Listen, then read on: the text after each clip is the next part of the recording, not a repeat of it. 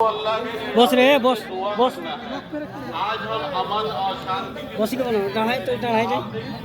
चढ़ाई पूरा करता है तो पूरा कंट्री में अरब ममालिक में लोग कहते हैं कि जाते जाते बम गिर रहा है, कभी वहां गिरता है कभी वहां गिरता है। आइए हम सब मिल करके आज नमाज के बाद बैठेंगे और तकरीर होगी, खुतबा के बाद दुआ के बाद इंशाल्लाह जाएंगे। आज उसमें परेशानी आई है,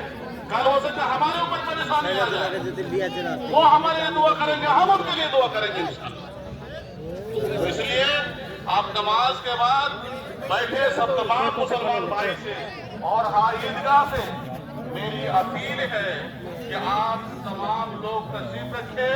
इंशाल्लाह दुआ होगी, उसके बाद आप लोग सब जाए, हम लोग सब जाए इंशाल्लाह। ओए वीडियो नहीं है बे ना हेवे वीडियो वहां से रोहन का फोटो लेके ना